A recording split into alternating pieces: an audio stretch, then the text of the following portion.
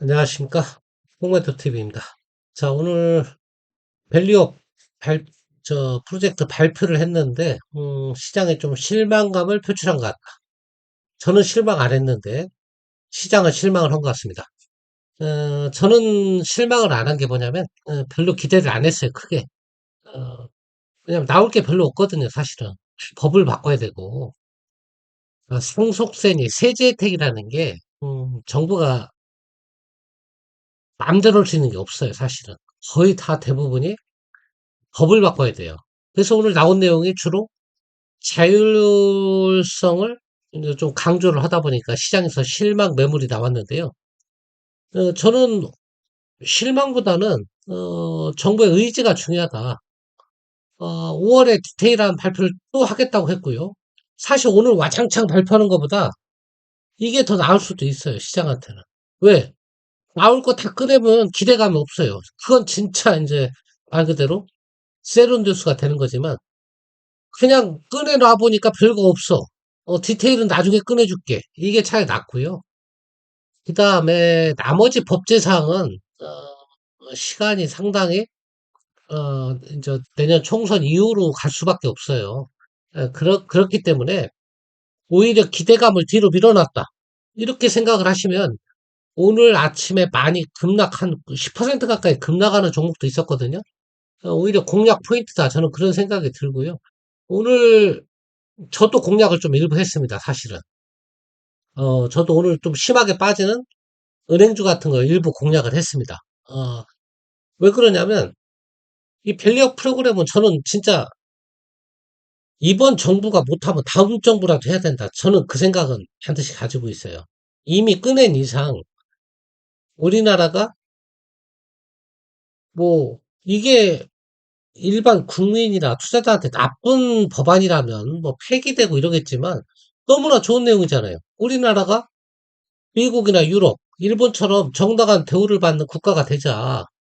주식시장에서. 이거는 어느 정부도 이걸 중단시킬 수가 없는 의지란 말입니다.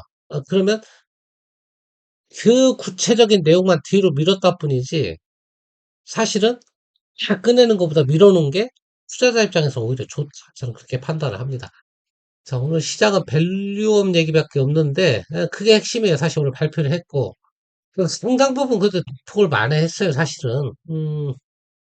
아침에만 해도 좀 많이 심하게 뺀다 생각을 했는데 그래도 은행주 같은 것도 낙폭을 좀 많이 만회하더라고요. 아까 자 보시면 대표적인 밸류업이 은행주잖아요. 이 하나금융지주 10% 넘게 빠졌거든요. 10% 뺐다가 5%니까 상당히 만회했고요. KB금융도 마찬가지. 그러니까 사람들이 어떤 생각을 했냐면 오늘 사실 저가에 털린 사람은 조금 투자를 잘못하는 거예요. 얘도 9% 뺐다가 5% 반을 만회했는데 주식 투자는 항상 이렇게 생각하셔야 돼요. 다 꺼내면 그게 세론 뉴스예요. 더 나올 게 없으면 안 돼. 계속 뭔가 나올 게 있어야 돼요. 지금 오늘은 꺼낸 게 없잖아요, 별로. 꺼낸 게 없어요, 사실은. 별로 없어. 뭐 자율적인 거 외에는 꺼낸 게 없어. 꺼낸 게 없다는 얘기는 다른 말로 하면 앞으로 갈수록 또 꺼낼 게 있다는 얘기예요. 5월 달에 디테일이 있다니까 한번 더 보시고요. 그리고 엄밀하게 따지면 이 밸류업이라는 게 사실 정부에서 꺼낼 카드가 크게는 두 가지밖에 없어요.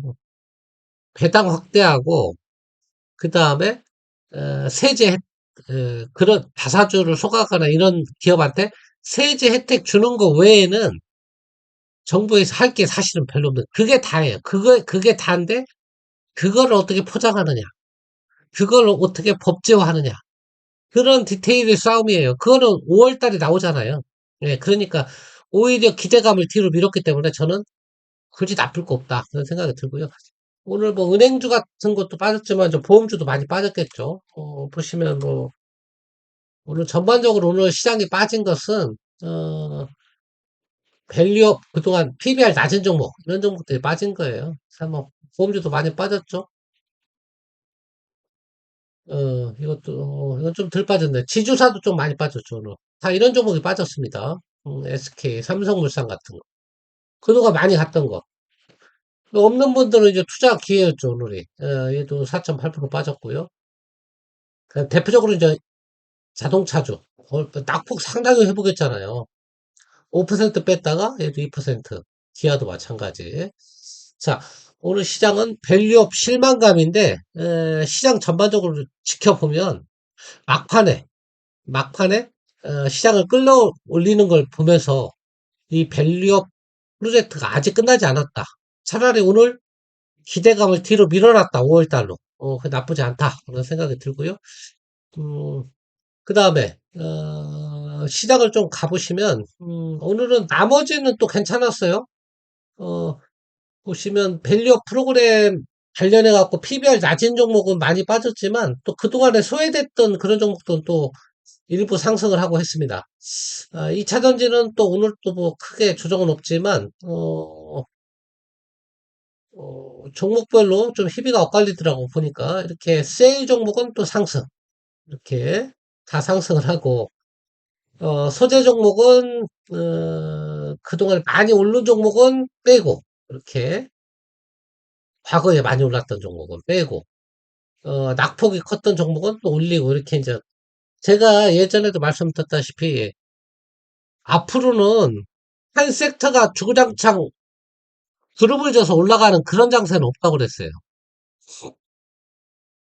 그 그룹 중에서도 괜찮은 애들, 그 다음에 별로 영향이 없는 애들, 이렇게 서로 나눠진다. 2차전도 마찬가지. 지금은 소재 종목이 좀 힘을 못 쓰는 단계예요. 그리고 대신 다른 장비라든가 그런 종목, 소위 말하는 뭐 전해액 관련, 뭐 그런 종목들도 상승을 하고, 반도체도 여러분 갈리잖아, 이제. 하이닉스 같은 엔비디아 관련주하고 삼성전자 갈리듯이.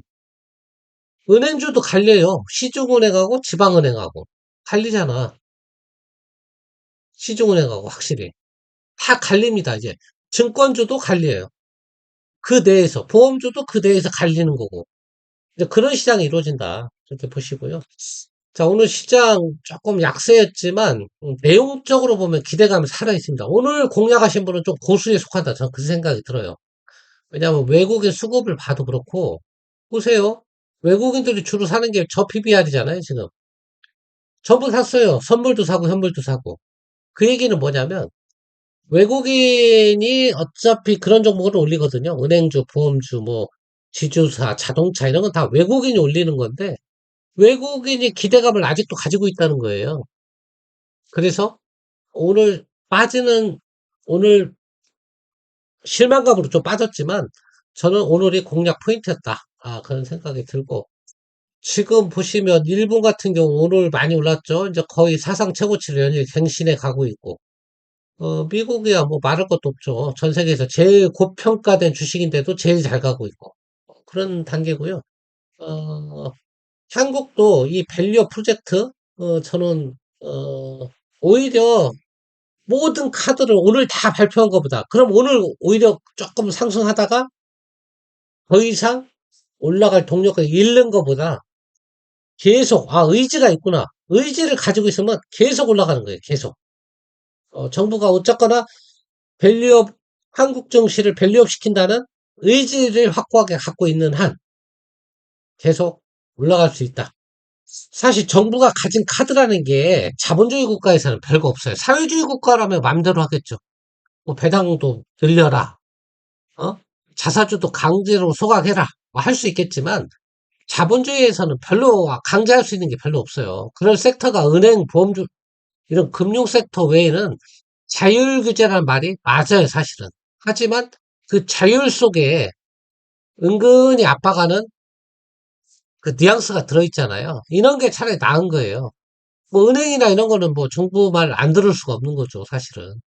오늘 저는 대부분은 아이 뭐야 발표할 것도 없잖아. 이거 되게 실망감이야. 이렇게 했을지 모르지만 저는 이게 차라리 여러 가지 잡다한 거 꺼낸 것보다는 낫다. 그리고 5월 달에 디테일을 발표하겠다. 이게 맞는 내용이에요. 5월 달에 국회 지형이 어떻게 바뀔 것인가. 그래야 사실 우리나라 사실 우리나라 밸류업의 가장 큰 걸림돌은 솔직한 얘기지만 제가 욕먹을 각오로 말씀드립니다. 진짜로는 상속세입니다. 예. 왜냐하면 이 상속세 얘기하면 또 이럴 거예요, 저한테. 야, 부자들 상속세를 왜 네가 걱정하니? 근데 그게 아니에요. 기업 입장에서 보면 이 오너라는 사람들이 자기네 회사 주식을 올리기 위한 동기가 전혀 없어요. 상속세가 이렇게 높아버리면 65%잖아요. 왜냐하면 주가가 올라가면 좋을 게 하나도 없어, 오너한테. 상속세만 많이 내는 거예요, 나중에. 그래서 뭐 한없이 깎아주라는 게 아니고, 우리나라가 전 세계적으로 너무 높으니까, 그냥 국제 표준만 해라. 어? 한 40%면 40%이 정도만 하면, 한 일본 정도만 맞추든가 그러면, 뭐, 그냥 부자한테 한이 맺혔나 65%를 때리냐고, 상속세를. 내가 기업인이라도 우리나라, 아니, 내 주식 주가 올리고 싶지 않아요. 왜? 내가 1000억이면 650억을 상속세로 낸다고 그러면 굳이 이걸 1000억으로 회사를 1조로 키울 필요 있나요? 그냥 내가 물려줄 때까지는 회사가 작아지는 게 좋은 거지. 주가가 안 올라오는 게 좋은 거죠, 오히려. 상속세 측면에서는. 진짜예요. 밸류업 프로그램의 핵심은 상속세인데, 물론 나머지도 중요하지만 제일 핵심은 상속세예요. 그러면 오너들이 얘기 안 해도 자기 주식 올릴 거예요. 진짜로. 근데 그건 법제 사항이고 국회에서 법을 바꿔야 되기 때문에 그런 뭐 쉽게 이루어지지는 못한다. 좀 시간을 갖고 지켜본 필요가 있고 지금은 국민들 인식도 재벌에 대한 반감 이런 게 많이 조금 줄어들었어요.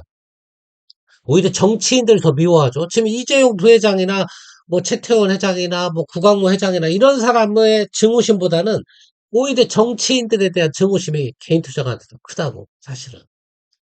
그만큼 우리나라 기업들도 이제 약간 민주적으로 발전을 해온 거죠. 어쨌거나. 옛날 정주영, 이건희 회장 시절보다는 재벌 2세, 3세로 갈수록 법의식도 좀 세졌고, 시민들 감시도 세졌고, 저는 그렇게 생각을 하고요. 야, 아유, 또 혓바늘이 서가지고 또 말이 하기가 힘든데, 오늘은 이 정도에서 마치겠습니다.